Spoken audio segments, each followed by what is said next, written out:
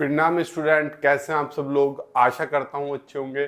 मैं अंकित शर्मा आपका स्वागत करता हूँ आपके अपने परिवार फिजिक्स गुरु में, जहाँ पढ़ते हैं हम ग्रेजुएशन के लिए फिजिक्स, केमिस्ट्री और मैथमेटिक्स। और ये बीएससी फिफ्थ सेम के लिए, कौन से के लिए चांद मेरे, फिफ्थ सेम के लिए किसकी क्लास है, फिजिक्स की क्लास है। फिजिक्स का भी कौन सा पार्ट है, क्लासिकल मैकेनिक्स है और पार्ट भी है स्टैटिस्टिकल फिजिक्स। तो हम स्टैटिस्टिकल या स्टैटिक्स फिजिक्स पढ़ने वाले हैं। इसमें हम 15 से 16 लेक्चर कर चुके हैं।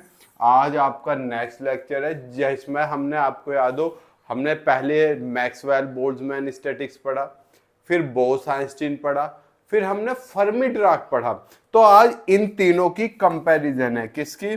मैक्सवेल बोल्ट्जमैन स्टैटिक्स की हमने पढ़ रखा है, बोस-आइंस्टीन स्टैटिक्स की हमने पढ़ रखा है, और एफडी फर्मी-डिराक स्टैटिक्स की। आज इन सब की हम कंपेयर पे आप सबसे चर्चा करेंगे। देखो, मैंने थोड़ा सा पीपीटी बनाई हुई है। ये है मैक्सवेल बोल्ट्जमैन, ये है Bose-Einstein, and this is the Fermi-Dirac statics. आप एक एक पॉइंट को साथ साथ लेके चलो। जैसे इसमें जो पार्टिकल है, ये जो एप्लीकेबल हो रही है कौन से पार्टिकल के लिए, आइडेंटिकल, यो भी आइडेंटिकल और यो भी आइडेंटिकल। पार्टिकल आइडेंटिकल होने चाहिए, लेकिन इसमें डिस्टिंग्विशेबल, इसमें इनडिस्टिंग्विशेबल, इसमें इनडिस्टिंग्विशेबल, यानी कि ये दोनों लगभग सेम सी हैं। ठीक है, तो समझे, इसमें जो पार्टिकल लेंगे आइडेंटिकल मतलब एक जैसे पर डिस्टिंग्विशेबल, जिन्हें अलग किया जा सके। इसमें एक जैसे लेकिन अलग भी ना किया जा सके, सेम इसमें भी यही। पहली कंडीशन दोनों में सेम है, इसमें अलग है। दूसरी कंडीशन पे आओ, इसमें जो पार्टिकल है उनका जो चक्रण स्पिन है, कोई भी स्पिन नहीं होना चाहिए। इसमें जीरो हो या आंतरिक गुणांक हो, हैं, और इन कणों को क्या कहते हैं, बोसोन्स। इसमें 1/2 हो, इलेक्ट्रॉन का होता है, जैसे ऐसे टू प्लस माइनस हाफ नहीं होता है चक्रण संख्या, and are called fermions. समझो, पहला जो आपका मैक्सवेल बोल्ट्जमैन था, पार्टिकल आइडेंटिकल डिस्टिंग्विशेबल। इन दोनों में, किसमें, बोस-आइंस्टीन और फर्मी-डिराक में, पार्टिकल आइडेंटिकल होने चाहिए लेकिन इनडिस्टिंग्विशेबल होने चाहिए। अब आपका मैक्सवेल बोल्ट्जमैन, इसमें पार्टिकल का नो स्पिन, कोई भी स्पिन नहीं होना चाहिए। फर्मी-डिराक में आपका एक कोने वाली जो है, इसमें 1/2 होना चाहिए, और जो आपका ये है इसमें 0 होना चाहिए। समझ गए? अब यहां पे आओ, this law is based on classical mechanics acting on a particle, यानी कि क्लासिकल मैकेनिक्स के लिए एक्ट करता है।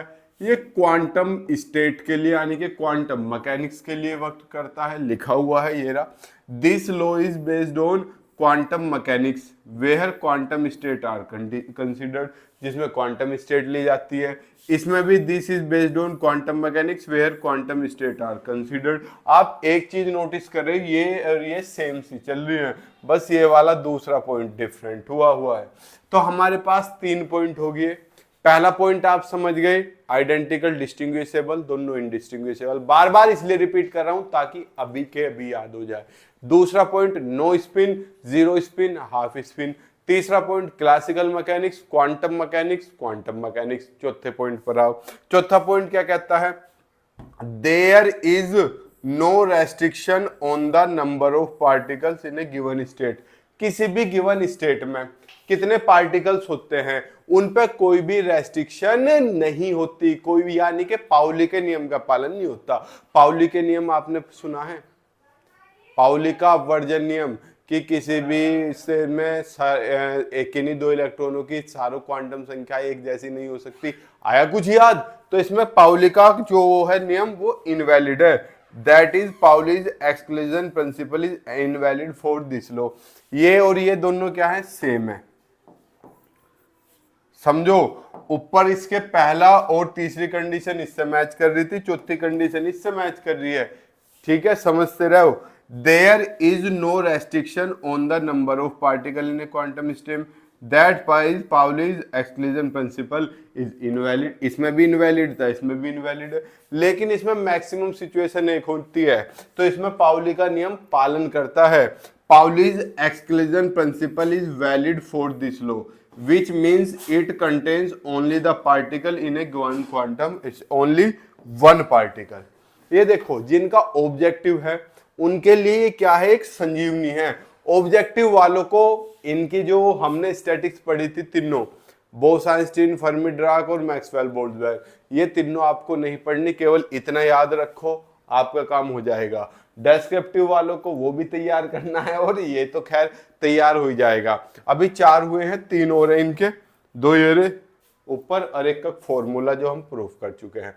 ठीक, इसमें जो वॉल्यूम है स्टेट का 6 डायमेंशन का, वो कुछ भी हो सकता है, मतलब हमें नहीं पता, कुछ भी हो सकता है, वो इज नॉट नोन। इसमें पता है, इसमें होता है h3, अगर आपको हल्का सा भी याद हो, लिख दूं, यहां प्रिंट नहीं हो पाया, h3, ठीक है। अब यहां आओ, एग्जाम्पल दिए हुए हैं, ये आइडियल गैस मॉलिक्यूल जैसे ऑक्सीजन हो गया, मॉलिक्यूल हो गया, ये किन में, जिनका इंटीग्रल स्पिन 0 या 1 हो, समझ गए। 0 mainly photons, phonons, meson, alpha particles, helium atom low temperature पे। नॉर्मल हीलियम एटम इसमें आता है, लेकिन लो टेम्परेचर में इसमें आता है। इसमें आप बताया था जिनका आधा हो, electron, proton, positron, holes, holes भी तो प्रोटॉन ही एक तरीके से, समझ गए। इसके लिए हमने ये सूत्र का प्रूफ करा था पार्टिकल डिस्ट्रीब्यूशन के लिए, और प्रोबेबल डिस्ट्रीब्यूशन ऑफ पार्टिकल, इसमें ये प्रूफ किया था, इसमें ये प्रूफ किया था, ये हम प्रूफ कर चुके हैं। ठीक है, फटाफट इसका भी स्क्रीनशॉट लो।